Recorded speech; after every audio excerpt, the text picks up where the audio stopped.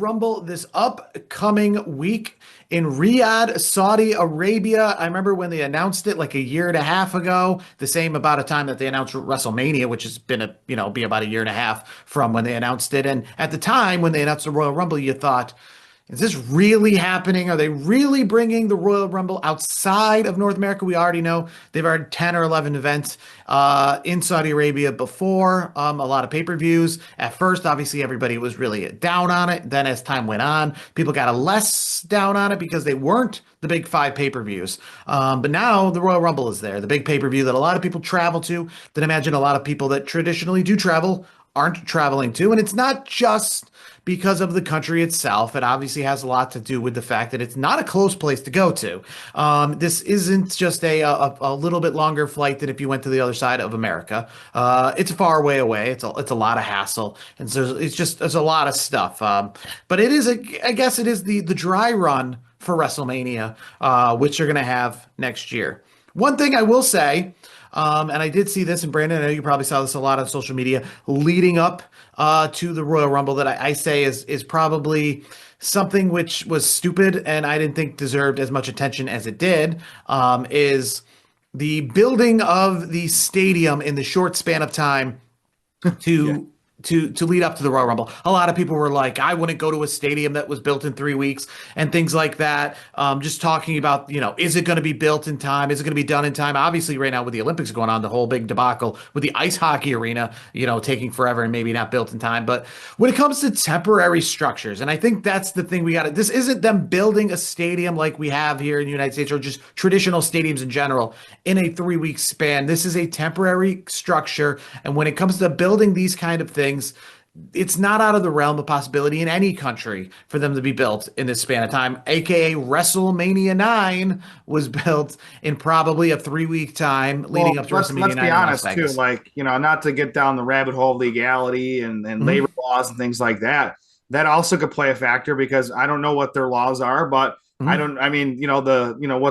people say online, which you take that with a grain of salt, that things are, not like they are in US, like when it comes to labor laws, things like that. So, to be honest with you, the Saudis have I feel like they have unlimited money. Like, I feel like they just buy everything anyways. Like they're buying golf professionals. They tried to buy Tiger Woods for like $1 billion and he didn't, he turned it down to stay with the PGA. So they have unlimited resources. So if they want to get something done in 3 weeks, I don't think it's also like a temporary structure. Now, I don't know if this is going to be used for anything else. I have to say, I'm a little jealous because of the fact that it is essentially, for the time being at least, a WWE arena. I've never gone to, I always talk about going to arenas. I like it when they decorate the arena and, they advertise all over. But this arena is literally, the only decorations in the arena are WWE. They built it without any obstructed seats. They did all that, because it's literally built with this event in mind. So there's no obstructed seats. There's no, there's no part of a bathroom that doesn't have the WWE logo on it. It's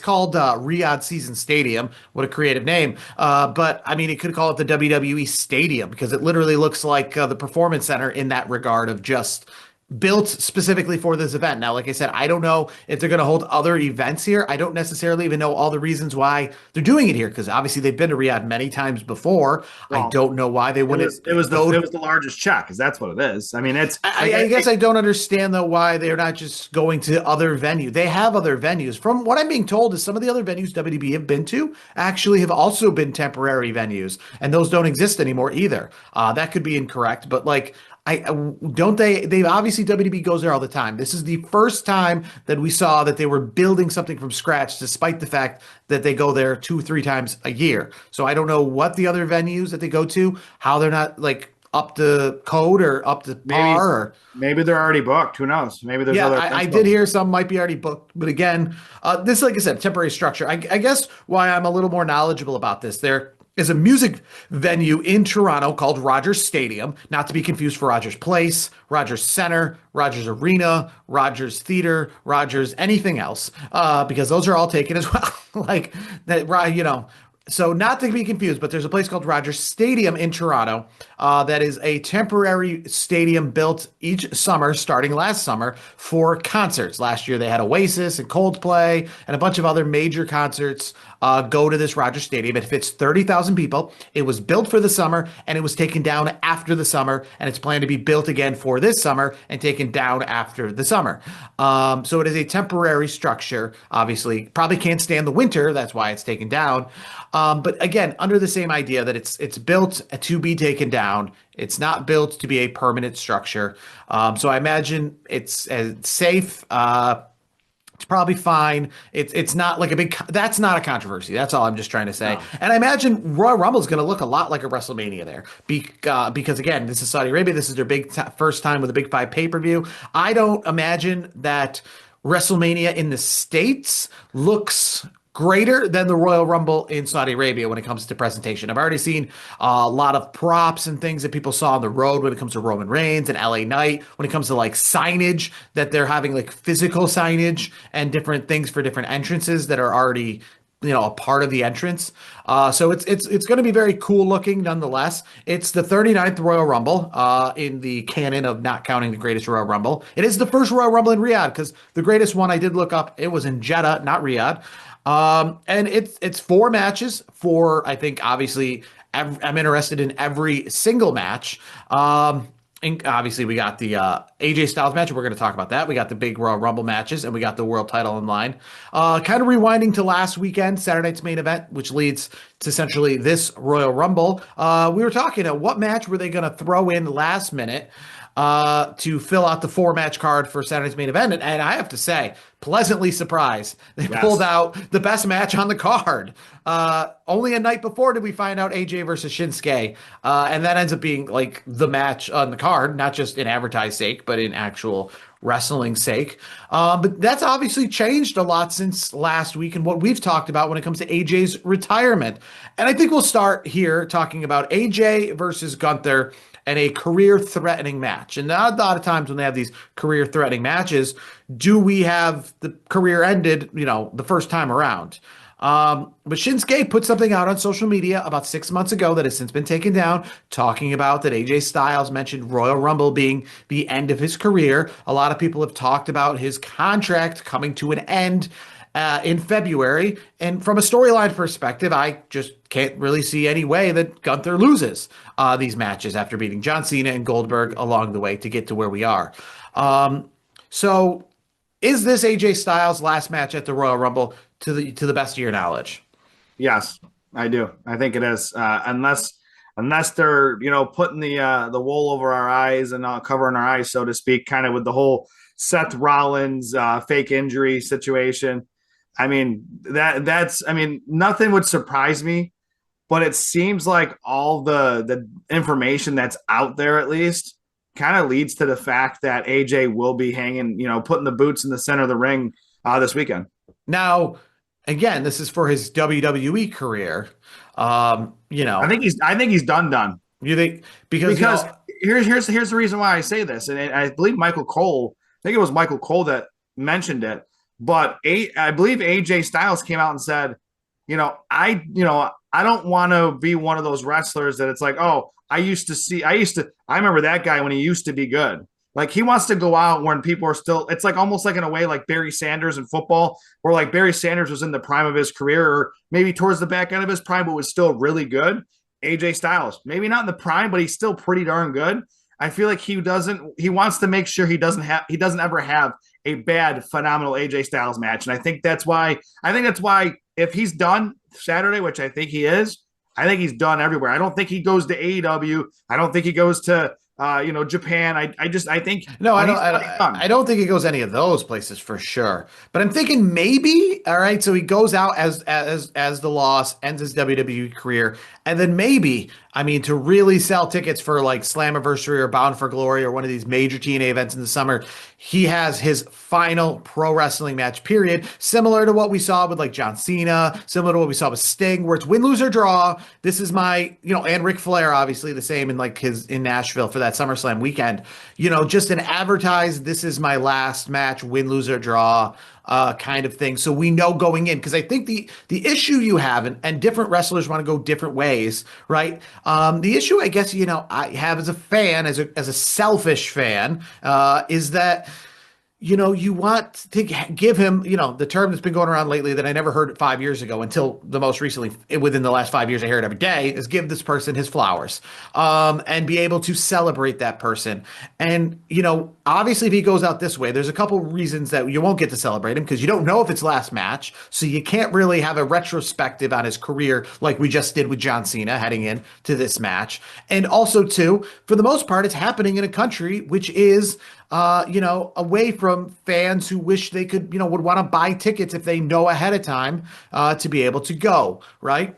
Obviously, the thing about Saudi Arabia, it's funny because there was recently a kind of a poll put out, and ChatGPT kind of updated it a little bit because it's a fan kind of thing that talked about what are the 10 countries in which WWE is watched the most. And USA was number one. And I think, like England, UK was number two. The point is, Saudi Arabia wasn't in the top 10.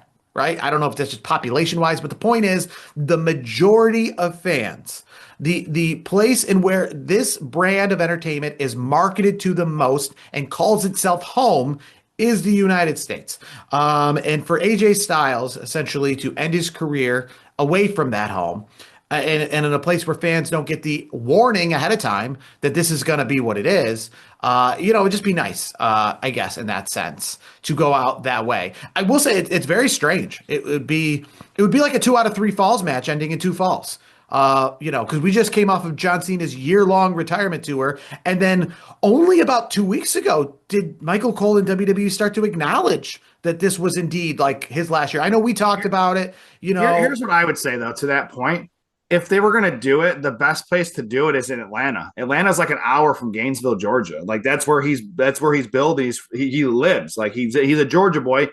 People call him the Bulldog. He's a Georgia Bulldog, as a lot of football fans would know. Georgia Bulldogs are like their team. Not even Atlanta. The Georgia Bulldogs are their team. So like, if they really wanted to do it right, I agree with you. I would say have it in Atlanta. Have it like an hour away from where he resides, and have his wife there, have the kids there. Do the whole thing. But I think Shin kind of leaked it on accident. A few months back, and then also the way like CM Punk and AJ Styles, like WWE showed like the after the television program went off, the way that like the amount of love was shown between the two and all that stuff. Oh yeah, I mean, made me think. Yeah, they walked back together. Stephanie they, McMahon. So I was actually sitting at Stephanie's main event, very close to Stephanie McMahon. Got to give her a lot of credit. She, until the very end of the show when she did her last segment, so she did the first segment and then she did her last segment right before the main event. She stood there, she sat there and watched the whole show. She didn't just come and go between segments. She was there in a chair, all by herself, no camera people, nobody else, just in a chair, like by the stage where she was talking, and just watched the wrestling. And she looked around and she chanted and she was clapping. And when they were going and leaving, she's a fan. she stood up and she was clapping. You know what I mean? When they were leaving, no cameras on her. She stood up and she was clapping and rooting on the match when it happened, and then was rooting them on as they left. So definitely, yeah, they definitely treated like, for sure, that's the last time Shinsuke and AJ are definitely going to be in the ring together. But I'm saying the whole CM Punk though, the whole CM Punk AJ Styles on Raw this week. WWE like made it a point to show like after the cameras were off, so to speak, and the show was over, the amount of love that was shown between those two. Mm-hmm. It kind of made me feel like maybe this is it. Maybe because like they're really hyping this up that it might be his last Raw. I don't want to say probably, but Michael Cole is like, this could be AJ Styles' last Monday Night Raw. And the way it made me feel from watching the clips after the show and everything, it kind of feels that way. And again, I agree with you. Like, I feel like it should be in America and it should be in Georgia, like specifically because he's a Georgia Bulldog. But if this is the way it's got to go, then AJ obviously had a hand in it because AJ controls his own narrative, so to speak, at this stage in his career, because the WWE has a lot of love and respect for him, and he's got a lot of pull in that locker room. So if AJ wants to go out a certain way, then AJ is going to go out a certain way. And maybe this is his way of saying, hey, Gunther really is the big thing. Like, yes, John Cena did it. He's taking me out. Maybe he's taking Chris Jericho out the next time. Who the hell knows at this point? But maybe that's going to be the new legend killer, so to speak. Taking that from Randy Orton and passing it to Gunther. I do like when it comes to any wrestlers, whether it's Brock Lesnar or currently Gunther. I like how they can kind of like reinvent themselves, meaning that like Gunther can lose twice in 2025. He lost at SummerSlam and he lost at WrestleMania. And he lost clean in all those matches. But yet he can still like control that like no one can beat me kind of narrative in the sense of John Cena and Goldberg, and just kind of focus on that. Similar to like Brock Lesnar, he probably lost a dozen times, in his wrestling career, but then he shows back up in 2012, and it's like no one can stop me, and I'm going to be the new next Goldberg, and it's like you've already lost, those kind of things. Like Umaga, he started his career like couldn't nobody could beat him, then he lost, and then he's like need to Rusev reinvent was himself. like that too. Rusev Yeah. was like a So destroyer. Gunther right now is like on this thing, like we forgot we've seen him lose because he's just on this like tear where I can't imagine him losing because recently he's won and he's beaten such big names that you're like, oh yeah, like I can't believe Jey Where are you Uso leaning? beat him. Where are you leaning? You think AJ? You think realistically, and not take your Just heart out of it, take the emotion out of it. What do you think based on all the information that's out there? Do you based think on, he's done? forget all of that. Based on story, I just can't see Gunther losing.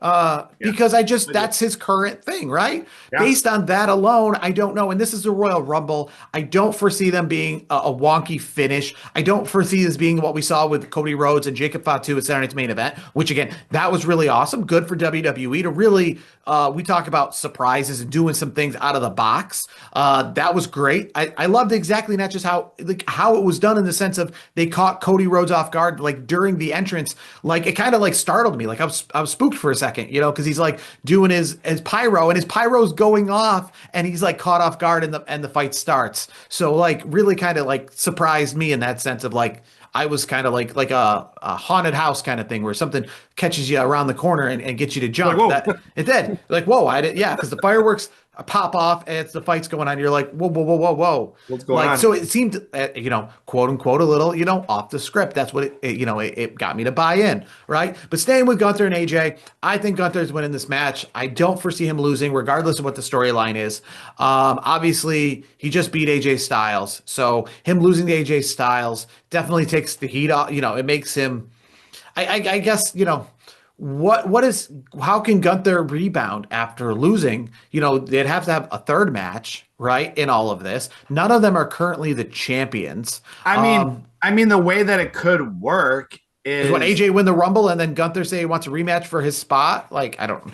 well. Here's what I would think. I could see. I could. I'm not saying I. Let me take it back. I don't know if I see it, but it wouldn't shock me if in this retirement tour, maybe AJ does beat Gunther, and then Gunther gets all hot and heavy about it and like ticked off. They have another match. Gunther wins, but then AJ's like, no, we're still tied. And then they run it back again for maybe that is his last match, the third time, the trilogy. Maybe at the end of the year, it could be Gunther versus AJ Styles. And that's when that's where like Gunther gets his redemption because he could have retired him early in the year, but he retires him now. I could see like AJ Styles winning the match and then on Monday Night Raw, this upcoming Monday, coming out and announcing his retirement. And then Gunther coming out and then Gunther coming out and be like, no, you're not going anywhere. That kind of thing. Like you're not retired. Similar, remember the Shawn Michaels Undertaker thing, right? Where like Shawn Michaels was like, goading the Undertaker to a match, Yeah. and the same with the Undertaker. I think a year later, goading Triple H to a match, and being like, no, I'm not letting you leave here, that kind of thing, unless I get my match. Yeah, I don't know. We'll see. But I'm predicting Gunther to win this. I will say this. This is a fact. This has definitely happened this weekend. When I do watch it, I might not be watching it live, unfortunately, because of the time. The time is 2 p.m. Eastern. I got some things going on. So no spoilers to everybody out there. If you do, we're not going to be cool. It's not going to be a thing. But I will be wearing my AJ Styles shirt, guaranteed, Saturday to support my guy AJ. We'll see what happens. I hope it's not his last match. But if it is, I got to wear the AJ Styles tee that I got one last time for a match. All right. Somebody who's, I don't want to say they got their last match. I imagine if they ever get their last match, it'll be in their hometown, but they always get treated very well in their hometown. And that's Sami Zayn. He got treated very well in Montreal to the point that they made him the number one contender at Saturday Night's Main Event. So he's taking on Drew McIntyre. This one is a little more not as dire. It's weird. The title's on the line, but it seems like there's a lot less that matters. AJ Styles versus Gunther. I mean, that's more important to me than a title match because titles I guess have less significance than your career. But Drew McIntyre and Sami Zayn for the championship. This one, I see Drew McIntyre. The whole issue is Sami Zayn never beating Drew McIntyre, and that storyline makes this intriguing. Like, how is Sami Zayn going to rebound after his like 12th loss to Drew McIntyre? So I guess I see Drew McIntyre winning this because again, I don't see a path forward for Drew McIntyre unless we just play hot potato with the belt a little bit. But I don't see. I mean, I know they really love Sami Zayn, right, in Saudi Arabia due to those religious relations. That's the reason why he wasn't allowed there for a little while because of his descent and his heritage. They love him there because he is of Middle Eastern descent. Yeah, I believe, if I'm not mistaken, at Syrian. least, I think, yeah, I was going to say he's Syrian. Yeah. Yes. So obviously relations within the Middle East struggled for him to be there, but then when they get back, it's like relations between two states, I guess, in the United States, where at the end of the day, you're still a part of that religion and They're you're part so of that you're culture, yes. So he'd be a big fan favorite to win there. But the Royal Rumble, I guess with WWE lately, especially on the road to Royal Rumble, they're not doing the hot potato. Maybe in 1999, we'd have 3 or 4 champions on the road to WrestleMania, but I feel like we're getting to a point now where after the Royal Rumble, we have our championship matches pretty set going into WrestleMania. We don't really have like hot potato with the belt at this time of year. What do you think's going to happen in this match? I mean, I think Drew's winning. I mean, that's the easy answer. You don't have Drew struggle as long as he did, and obviously he, bitch and complained. I'll just say it Mhm. that way. Like he was just, whining about it for a long time, how he got screwed over and this and that. Why would they take the belt off him after all of this struggle? Because that's the thing. That's the thing that made the whole Drew McIntyre win cool, because it was the chase. Like when he was on top during COVID. And then when he was on top again, Damian Priest cashed in. So it was like a 5-minute reign. So like this, I feel like this will be his vindication. Like this will be a long-term title reign for Drew McIntyre. And I think it's a long-term one where I don't see him losing the title. I would say he's still going to have it at SummerSlam, to be honest with you. I mean, I'm only going to predict up till WrestleMania, but I do say that I could see, we talk about, screwy finishes. I could see a screwy finish in here, obviously with Jacob Fatu and with Cody Rhodes. He got involved in their little match last week at Saturday's main event. Obviously, he got involved, Jacob Fatu got involved with Drew McIntyre in the championship match and all those guys. So I could see something like that happening in the sense of coming out and making it a DQ win for Sami Zayn and not being the champion. I do think maybe I do think maybe going forward, I don't know about WrestleMania, but I do think Jacob, Cody, and Drew's story is not near its finish yet. So I can see that maybe for like Elimination Chamber coming up. But I definitely could see that kind of screw finish. Either way, I see Drew McIntyre is leaving with the championship. We are not crowning a new champion at the Royal Rumble. So we move on to the Royal Rumble. 17 people have already been announced for the women. 17 people have been announced for the men. Personally, I think it's kind of weird because this week they've been announcing like Roman Reigns and Brock Lesnar, and like we didn't already see them on the posters. And I get it that they weren't announced officially, but I was pretty certain, especially with Brock Lesnar. With Brock Lesnar, you don't put him on a poster for something he's not going to be at. Like that's just what I've noticed. Like there's these, you're not putting The Rock on the Elimination Chamber poster if you're just putting him on there with Michin and El Grande Americano. He's you put him on there because it's Brock Lesnar season. It's WrestleMania season. He's going to be around again for a bit. I mean, he wasn't last year. Obviously, he wasn't a part of WrestleMania or Royal Rumble last year. He returned at SummerSlam. Generally speaking, over the last decade, that's usually what his MO is. So it wasn't really a surprise. What I did like, though, when he did, like, quote-unquote, announce that he's in, it was on the Pat McAfee show, and he actually called Pat's phone, and, like, Pat had it, like, on speaker, like, next to his microphone, and, like, it was funny because, like, when he mentioned it, then after the phone call, Pat McAfee goes, man, that was kind of cool. He just called me out of the blue to do it. Like, obviously, I'm sure they set that up. You know how that goes, like, to make it look cool. But I just thought the way they set that up and, like, oh, I'm gonna have to call Brock back. Like that's kind of cool that like Brock like did like a FaceTime and like If I announce. know Brock Lesnar, the recluse kind of person he is, first off, he probably hates talking and doing it this way. That's why I loved back in the day with Well, Paul did you hear Heyman. what he said? This is what he said. He said, "Pat, you're still doing that stupid podcast." And like Pat goes, "No, I kind of do like a 5 days a week on national TV." Oh, like he was playing up I to Brock don't think Lesnar he really living has by his himself. phone number. I mean Brock Lesnar, I bet you the only people he's got the head's phone number in WWE. Other than that, I don't think he's got Paul Randy Orton's Heyman. phone. I don't think he's got, anyone else's phone number. I bet Because you. to I be bet honest you with he's you, got a few. I bet you, I wouldn't be surprised if he's got like McAfee's number, like Rhea. Because McAfee to me, I could only imagine the Rolodex, so to speak, of people that he has at his phone that you wouldn't expect that are celebrities. I Like guess I'm what I sure he said has with Jelly Brock Roll's Lesnar being number. a recluse, I feel like Brock Lesnar is one of those people when he comes to the locker room, he's probably professional, he's probably friendly, but he's not starstruck. He's not taking phone numbers. He's one of those talk like get when WWE talks to him, when Vince talked to him in the past, they were like that was a direct connection. But when he's up in the Saskatchewan farmland, I don't think he's ever having private personal conversations with like half of the roster. He's Oh, probably absolutely not. WWE He probably has a strictly select few that he talks to. strict, WWE's calling me for the Rumble, SummerSlam, WrestleMania. I take those calls. I meet with those people. He's probably like I bet you for him being like kind of a guy who's like like a lone wolf, so to speak. He probably just likes doing his ranching thing with his farm, and then like he'll talk to. I bet you he talks to Heyman. I bet you Heyman's one of the guys he talks to a decent amount. But I could tell you one person he probably definitely doesn't talk to on the phone because if I'm not mistaken, he took his wife, Mark Marrow. I don't. Yeah, I don't think he's got. I mean, you know what? I don't know if they got kids together, so maybe they have to arrange like that custody. Maybe he's the Maybe go Stapleton's all between. that. Yeah, Rena. maybe he's the go between to arrange visitation and things like that. But we got a pretty star studded. We'll start with the women's Royal Rumble. Yeah. A regular women's Royal Rumble as we see. 17 women have announced. I imagine we're going to have some surprises. I'll say with the women, who is your prediction to win the women's Royal Rumble, and do you have any surprise picks?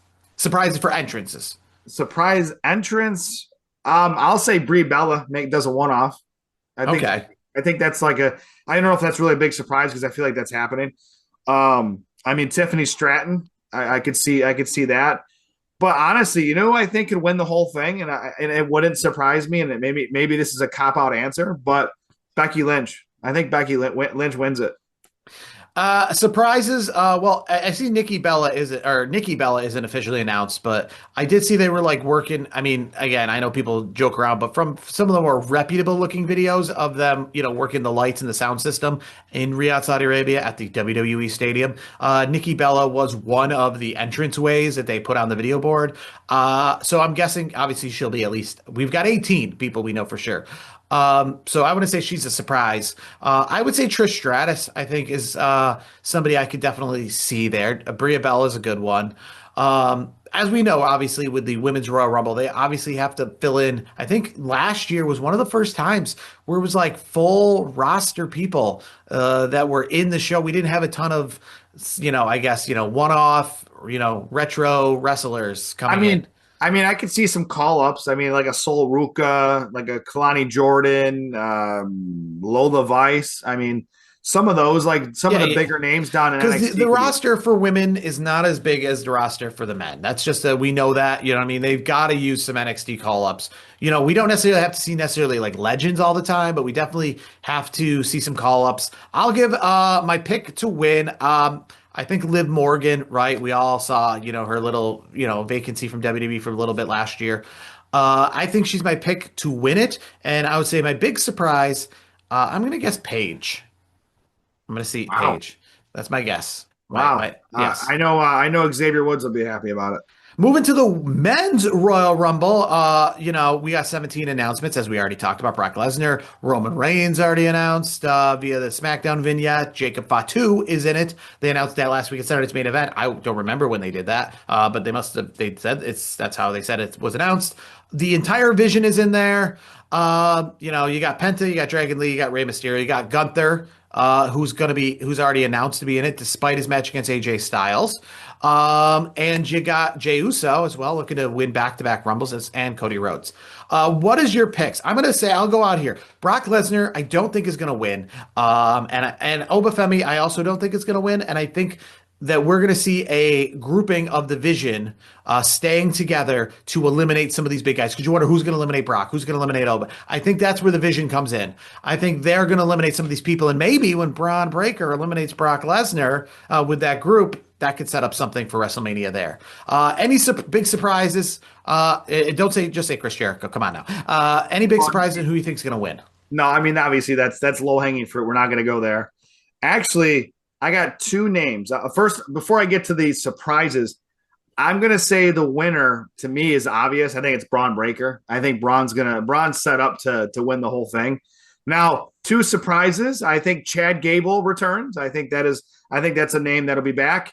And then here's the one that I don't know if it's going to happen. I'll be shocked if it does. But at the same time, I feel like it could happen. Powerhouse Hobbs. Well, I mean, yes, there's been a lot of talk, and some people say that, they've been workshopping some names for him if he was to come in, giving him a name.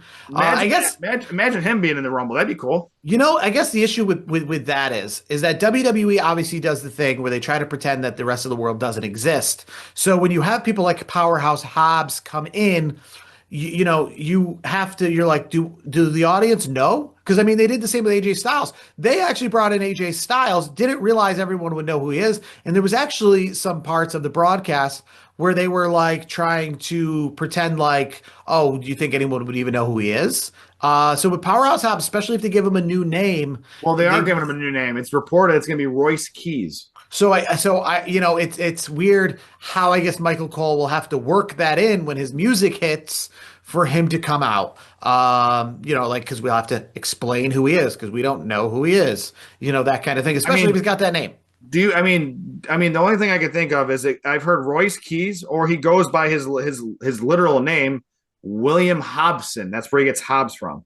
I think Royce Keys sounds better. That other one sounds kind of like a mouthful.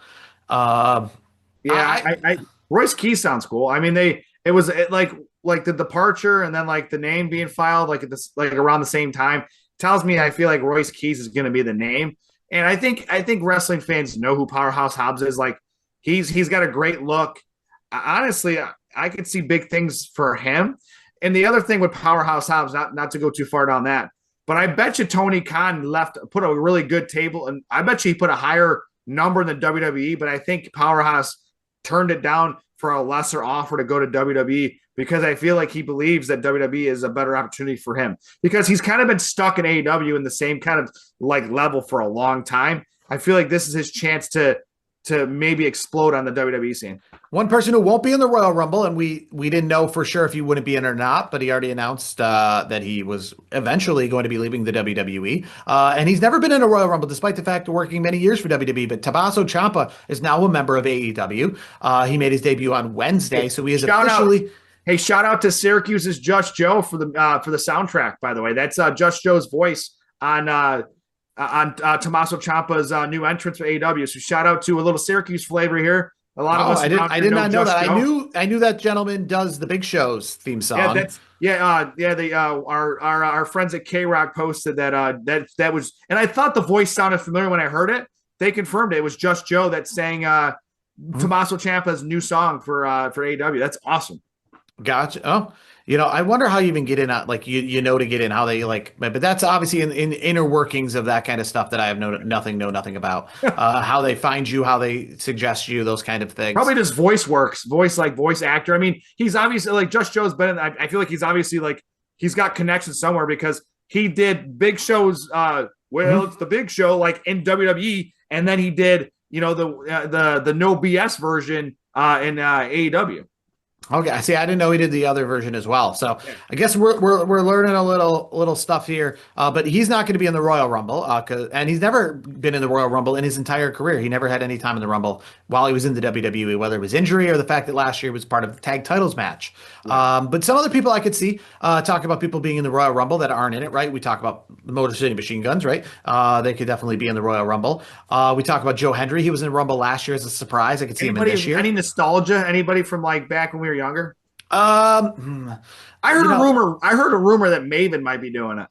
I mean, there you go. There's somebody who could be in it. I think Mike Santana. They do this thing where they like to bring out the current champions, like they did with Joe Hendry last year. I can see maybe Mike Santana in the Royal Rumble as a current TNA Well, yeah, heavyweight they champion. did it with Jordan Grace too when she was a TNA Yeah, champion. and Oh, Mickey James. She yeah, was holding the belt at that time as well. So I could see those people. I could see obviously Chris Jericho. We've talked about that. We've talked about that a lot of times in nauseum leading up to this. I'll say my winner though. I'm giving it to Randy Orton. Because we've talked about this for quite a while about love it. him leading up to WrestleMania, maybe a match with Cody Rhodes. I know Cody Rhodes isn't currently the champion. But Randy Orton, I could see him. He just fits into so many different storylines to go to the main event of WrestleMania. I see Roman Reigns maybe as well, but if you want to go kind of a different route than just the traditional Roman Reigns route, I'm gonna go with Randy Orton winning the Royal Rumble. I like that. I really do. I mean, if Randy wins, I'm gonna be just as stoked as anybody because obviously he's one of the last pillars of like our youth because he debuted when I believe you were still in high school and I was in high school He was, on yes, that. yes. So like he's like one of those last like figures because he was so young back in the day. He was in his early 20s when he came into WWE, and I think 2002, I believe it was. But the point is, like him still doing what he does at a high level and looking as still as great as he does, like that part of me would love to see that, but I think they're setting it up for Braun Breaker to be the guy. So, but if RKO Randy Orton wins, I'll be jumping out of my seat excited. It'd be quite a night if Gunther retires AJ Styles and wins the Royal Rumble all in the same night. That'd be pretty exciting for That'd him. be nuts. I will say, kind of strange because to kind of clear out this week's show, right? Saturday's main event led into this week's show, and I was at Saturday's main event last week. And to those who weren't in attendance, I have read before, outside of the John Cena match, that there is typically a dark match before they go on the air, and there was no dark match before they went on the air. There was no post match either. So in the times I've gone to WWE shows, this is, if you know what it felt like, I felt like I was at In Your House like three, because as you know, those were like 90-minute shows back in the day. And it Yep. was four matches, not a ton of commercials, just, the amount of commercials you'd expect. But within a 2-hour time frame, four matches, nothing else. No promos, no dark matches, nothing else. No appearances by anybody else. So it was very strange to attend a show, especially in the world of WWE, where you get, I've never attended a SmackDown because I've attended some 2-hour SmackDowns, but they still have 2 or 3 dark matches before and some promos between the matches and things like that. So to just have 4 matches, nothing that was like too long because it's still like within 2 hours, was very strange. But I have to say, as somebody who attended the event, not against that. Listen, I don't want WrestleMania to be like that. We don't necessarily want to fly across the country for something like that. But in the world we live in today, the word overexposure, I'm reading a WWE book right now from the past, and they talk about the 90s WWE and WCW, and the word overexposure is used a lot. And I think we forget about that nowadays because people always talk about 3-hour SmackDown. How could it be bad? It's more wrestling. And I'd say Saturday's main event, for what it was, I really enjoyed what it was, and I don't regret, the drive to go see a show that just gave you what you wanted, made it really short and sweet, and sent you out the door. But I'm really looking forward to the Royal Rumble this weekend, and we'll see how we kick off the road to WrestleMania in style.